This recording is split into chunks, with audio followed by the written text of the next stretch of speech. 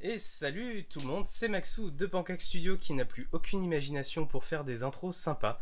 Je suis très content de vous retrouver pour ce troisième épisode de la méthode Sort de bataille. Aujourd'hui on va parler métal et pas la musique, plutôt le traitement des différents métaux avec l'acier, le bronze et l'or. Vous verrez qu'on va utiliser des techniques simples, rapides et efficaces qui donnent un rendu sympa pour des figurines de jeu. Je tiens à m'excuser au préalable parce que j'ai commencé à tourner le tuto et j'ai eu la joie de subir un délestage EDF. Merci à vous les gars, c'était vraiment super cool. En tout cas, j'ai fait l'effort de vous dire comment j'ai procédé pour les premières phases du tutoriel. Vous verrez rien de terrible, hein, c'est juste quelques minutes de peinture qui sont passées à la trappe. Mais voilà, je fais l'effort quand même de vous dire ce que j'ai fait. Je tiens aussi à réparer une terrible injustice, hein. Je voudrais vous parler d'un streamer que je regarde et que j'apprécie énormément par sa fraîcheur et pour tout le contenu sympa qu'il apporte, puisqu'il stream sur Warhammer 2 Total War. Et je pense qu'il gagne à être connu. Humour à part, je voudrais vraiment remercier toute la communauté de MAF Gaming et en particulier MAF pour le petit coup de projecteur auquel j'ai eu droit lors de son dernier stream Twitch. Donc merci, merci, merci à vous tous pour ce que vous avez fait, vos abonnements. Je ne sais pas si c'est une marque de confiance ou si c'est parce que MAF vous a dit qu'il fallait vous abonner. En tout cas, merci beaucoup. Ça met vraiment du baume au cœur pour une petite chaîne comme la mienne. Donc j'espère que le contenu que vous trouverez ici vous plaira. En tout cas, n'hésitez pas à poser vos questions sur la vidéo dans la zone commentaire. Je fais le maximum pour répondre à toutes vos questions. N'hésitez pas aussi à vous abonner à la chaîne si c'est toujours pas fait, à liker et partager avec vos amis. Ça aide toujours Pancake Studio, moi en tout cas. Bref, en tout cas, merci beaucoup. Très bon visionnage. J'espère que ça va vous aider. Et je vous dis à très vite pour la suite. Salut!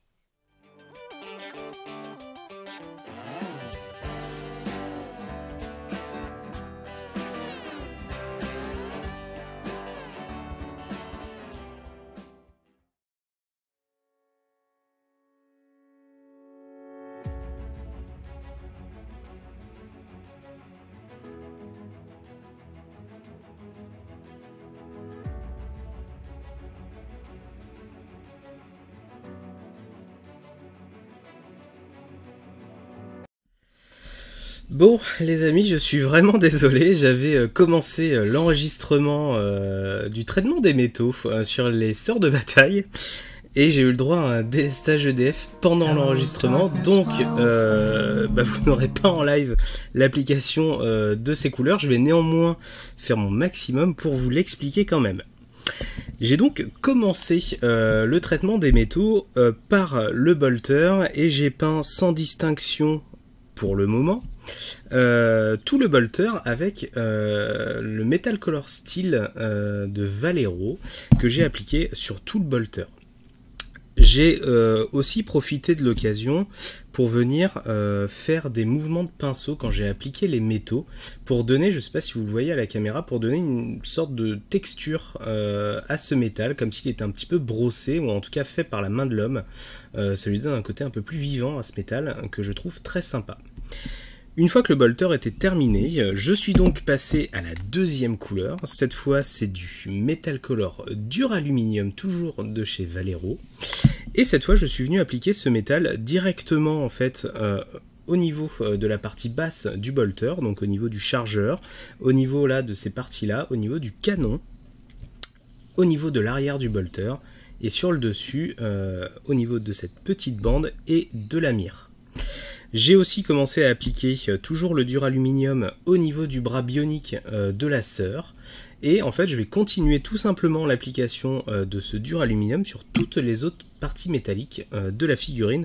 Notamment là, ces tuyaux à ce niveau-là, ceux qui sont aussi proches du backpack, et tout le reste. Donc je vais le faire à la caméra devant vous, en espérant que je n'ai pas d'autres coupures d'électricité.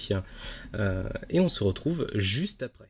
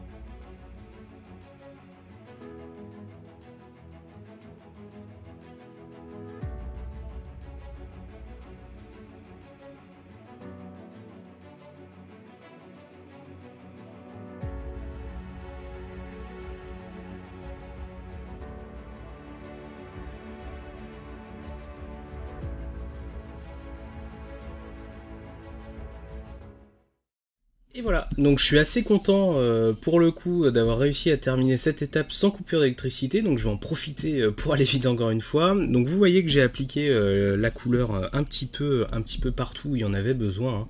Vous voyez que c'est un métal qui est très très clair aussi, encore une fois c'est pour venir contraster très très fort avec l'armure noire de la sœur de bataille.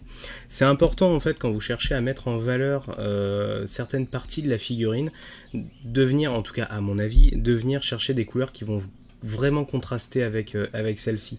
Là, tout l'intérêt de la figurine, je trouve, c'est l'armure noire et les tissus rouges, qui sont vraiment deux couleurs qui ressortent très fort. Et du coup, je vais venir chercher des couleurs neutres, comme le métal très clair, pour venir contraster tout ça.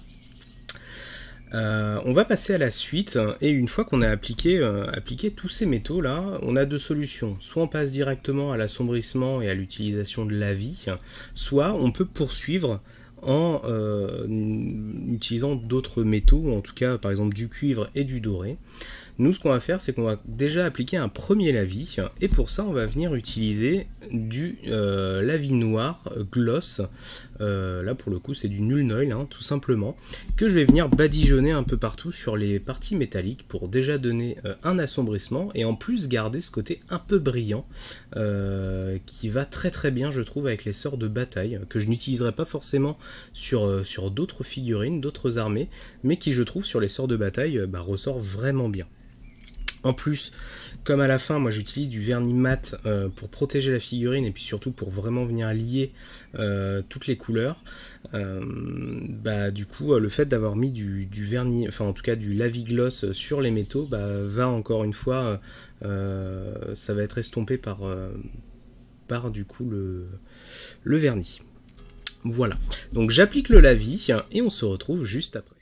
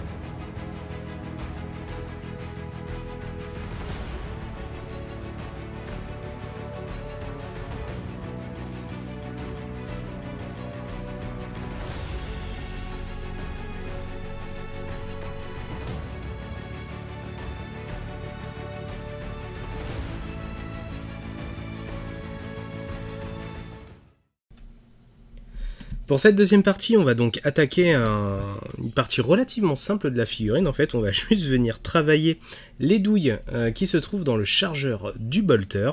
Et pour ça, on va venir utiliser une autre couleur de la gamme Metal Color. Promis, je n'ai pas d'action. C'est juste que je trouve que ces couleurs sont ultra simples à travailler et vraiment super cool. Je vais donc utiliser la couleur Copper de Metal Color de Valero, que je vais venir appliquer de manière relativement simple là au niveau des cartouches, et ce sera la seule zone que je vais traiter de cette couleur.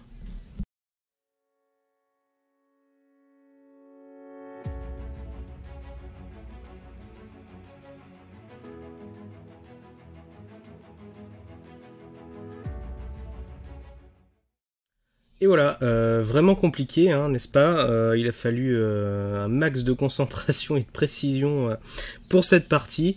Humour à part, voilà, c'est important de les faire. Enfin, ça donne toujours ce côté un peu détail sur la figurine.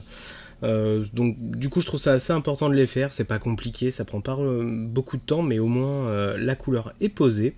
On va maintenant aller quand même un peu plus loin justement pour continuer dans cette notion de détail et ce qui va donner un peu vie à la figurine.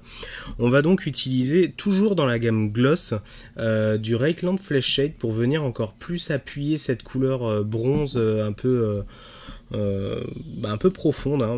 L'avantage encore une fois c'est que cette couleur là, donc ce lavis, il va venir se déposer dans les creux, mais surtout il va garder un petit côté brillant qui va bien au métallique, encore une fois, sur les sorts de bataille.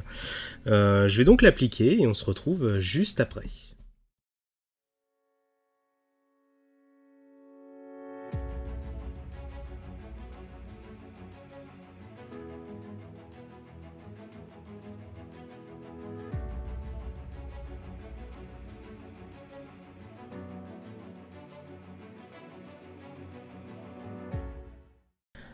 Ok, le lavis est donc passé. Alors, si vous avez bien regardé la manipulation, en fait, ce que j'ai fait, c'est que je suis venu mettre un gros blob de lavis dans le chargeur. Ça a complètement caché la couleur que j'avais mise en dessous. Et ensuite, je suis venu utiliser mon pinceau que j'avais nettoyé au préalable. Et je suis venu, en fait, éponger le surplus de lavis pour laisser transparaître, en fait, les reliefs qu'il y a au niveau des douilles.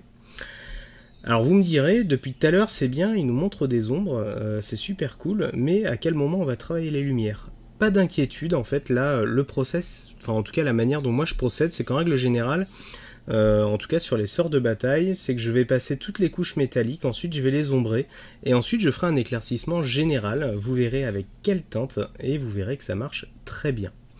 On va passer à la dernière couleur de base et pour ça on va venir travailler du coup les dorés qui se trouvent sur la figurine. Il y a quelques petites zones qui sont intéressantes à travailler en doré.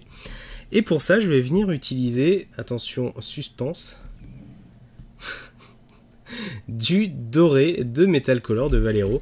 Alors pourquoi ce doré là et pas un autre? Et bien tout simplement parce que si vous regardez bien en fait c'est un doré qui est très jaune. On voit pas très bien dans le pot, mais en fait c'est un doré qui est très jaune, qui est pas très pétant. Là on voit bien sur le bouchon, là où ça a bien coulé.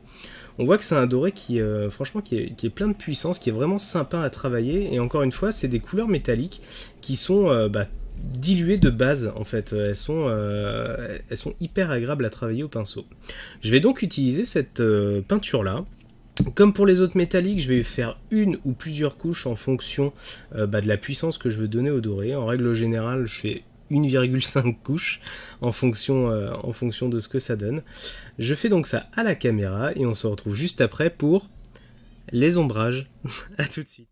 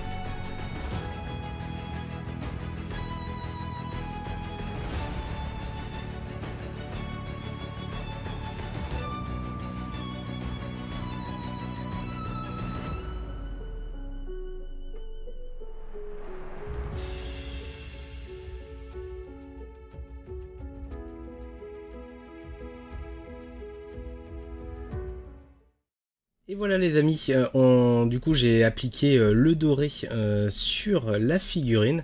Alors vous voyez que ce doré, encore une fois, c'est un doré qui est ultra puissant. Vous voyez quand je tourne la figurine, en fait, on voit que le doré est jaune, mais quand il arrive sur la lumière, en fait, il paraît presque blanc. On dirait presque un métallique normal. Encore une fois, c'est une couleur moi que j'adore. Pour ceux qui sont sur la communauté Discord et qui du coup commencent à me connaître un petit peu, vous savez que moi les métalliques c'est pas vraiment une couleur que j'affectionne, en tout cas que où je suis très à l'aise. Et c'est vrai qu'en fait ce type de couleur je trouve aide beaucoup à prendre de l'aisance et à gagner rapidement en qualité sur des figurines. Donc moi je vous la recommande vraiment fortement, cette gamme, elle est vraiment super cool à bosser. Donc du coup on voit qu'on a terminé l'application des métaux, il va nous rester l'ombrage du doré et les éclaircissements. Pour l'ombrage du doré, très simple, je vais venir utiliser du Seraphim Sepia, donc qui est un lavis un peu marron, un lavis sépia tout simplement. Sur vos téléphones modernes, vous avez généralement des filtres sépia, vous voyez que ça jaunit un petit peu la photo, ou en tout cas que ça lui ajoute une teinte un peu noisette. Donc c'est un peu l'ombrage qu'on va vouloir donner à notre doré. L'application est relativement simple, un peu comme le chargeur du bolter. En fait, ce que je vais venir faire, c'est que je vais venir mettre des petits blobs de la vie aux endroits que je veux ombrer, et puis j'enlèverai le surplus s'il y a besoin. Je fais donc ça à la caméra, et on se rejoint juste après.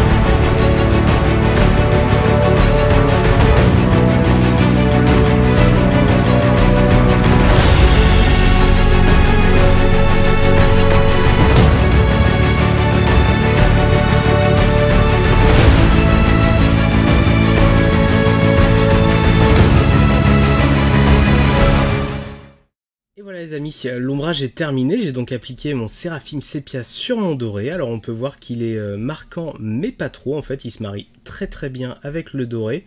On voit qu'il vient ombrer les endroits que j'ai sélectionnés. Alors l'avantage c'est que maintenant tous nos métaux sont basés et ombrés, il ne nous reste plus qu'à faire un éclaircissement. Et en fait pour lier toutes ces couleurs métalliques, je vais tout simplement utiliser une seule couleur pour éclaircir le métal, le bronze et le doré. En fait c'est tout con, mais c'est une technique qui marche super bien et qui permet vraiment de lier toutes vos teintes métalliques. Et en plus c'est un éclaircissement qui est relativement naturel. Pour ça je vais venir utiliser une couleur de la gamme Prince Auguste qui est l'aluminium mat métallique. Pour ceux encore une fois qui me connaissent assez bien, c'est une couleur que j'utilise énormément pour éclaircir mes métaux. C'est un métal, je crois que c'est le métal le plus clair que j'ai réussi à trouver sur le marché. Il est presque blanc. Alors je pense qu'il y en a d'autres qui existent, mais c'est vrai que celui-là me convient parfaitement. En plus il a une teinte mat qui est hyper intéressante, je trouve, pour de l'éclaircissement. Je vais donc l'appliquer assez logiquement au niveau des arêtes. Je vais pas en faire trop en fait au niveau des éclaircissements. Je vais quand même garder un peu le travail un peu dark des sœurs de bataille. Je vais donc venir éclaircir en règle générale les arêtes les plus saillantes au niveau du bolter. Je vais pas descendre trop bas non plus. Là au niveau du bras par exemple, je vais venir uniquement éclaircir le haut de la main, ici à ce niveau là. Au niveau des oreilles, vraiment juste l'arête des écouteurs. Enfin voilà, je vais vraiment être sur les arêtes en règle générale les plus saillantes au niveau de ces petits éléments là. L'idée de toute manière c'est que je vous montre tout ça à la caméra et on voit ça ensemble juste après.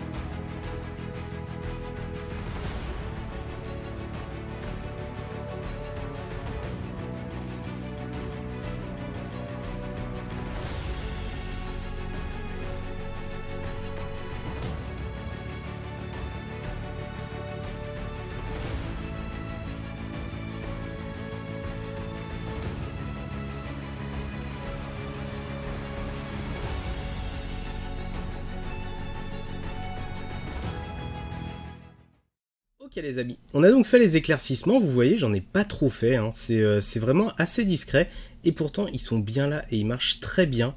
Et vous voyez que peu importe que ce soit le doré, le métallique ou alors le bronze, ça marche super bien, enfin en tout cas je trouve, vous pourrez me dire dans les commentaires si jamais vous trouvez ça moche. En tout cas, moi je trouve que ça marche bien, encore une fois, c'est de la peinture qui est faite relativement rapidement, et je trouve que le rendu, bah, il est quand même au rendez-vous.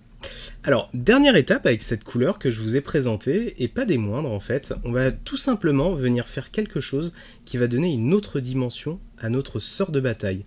On va tout simplement faire tous les rivets et tous les boutons de l'armure avec cette couleur.